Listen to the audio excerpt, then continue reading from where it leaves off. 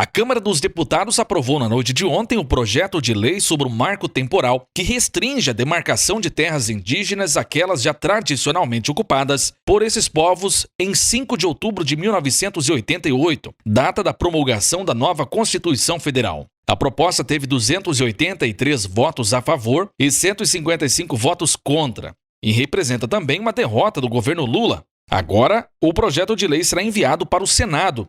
A nossa reportagem conversou com o advogado Dr. José Antônio sobre este projeto de lei. Pelo jeito, a Câmara dos Deputados está buscando uma solução pacífica para a questão do marco temporal.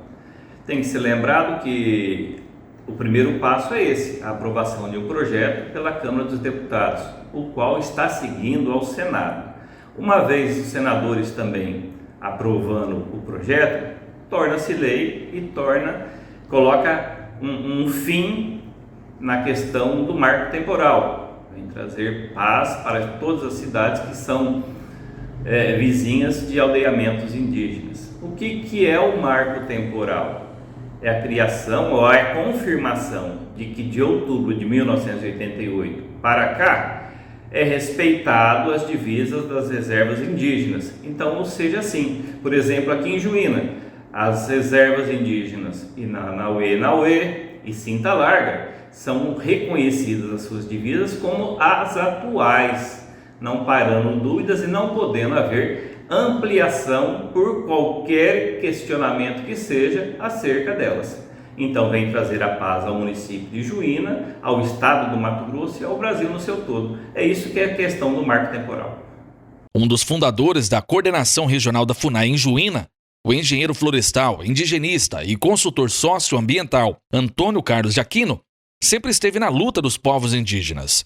Ele falou com a nossa reportagem que a PL pode ferir os direitos dos indígenas. Nas questões fundiárias, o marco temporal é um retrocesso total para as comunidades indígenas de todo o Brasil, principalmente aos indígenas que não têm suas terras demarcadas e aos indígenas que tiveram suas terras demarcadas e homologadas depois de 1988, que foi o ano da promulgação da Constituição atual, né?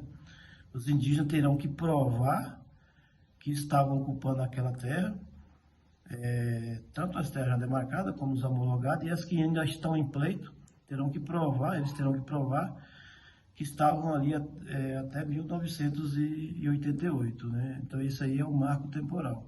Então é um retrocesso muito grande. Inclusive fere aí a causa pétrea, né, que é garantido pelos direitos originários dos povos indígenas. Então, eu creio que vai haver um conflito muito grande, é uma decisão do Legislativo, mesmo porque essa pauta ela está passando uma votação, no caso lá de Santa Catarina, está passando pelo STF, né? E dependendo da decisão do STF, ela pode conflituar com o Legislativo. Mas, por outro lado, foi anexado, pensado nesse marco temporal, a abertura de atividades econômicas dentro de terras indígenas, principalmente a exploração mineral. O STF ela pode conflituar com o Legislativo.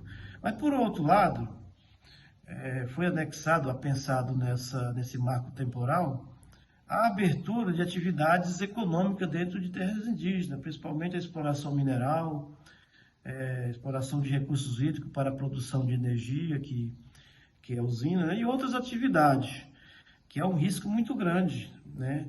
Eu creio que isso daí tem que ouvir as comunidades indígenas, de fato, aquelas comunidades indígenas que querem trabalhar com qualquer atividade dessas aí que estão apensa ao marco temporal, eles têm que ouvir, entender quais são os impactos sociais, ambientais, para eles decidirem se eles querem ou não, né?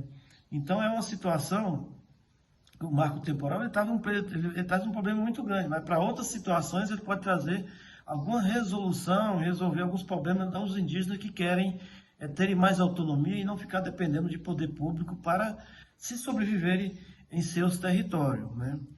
Mas é uma pauta muito polêmica e ela vai passar por muitas discussões ainda, até que de fato começa a valer. Mas o prejuízo realmente maior é a questão fundiária, né? A questão fundiária aí, da questão de marcação das terras indígenas.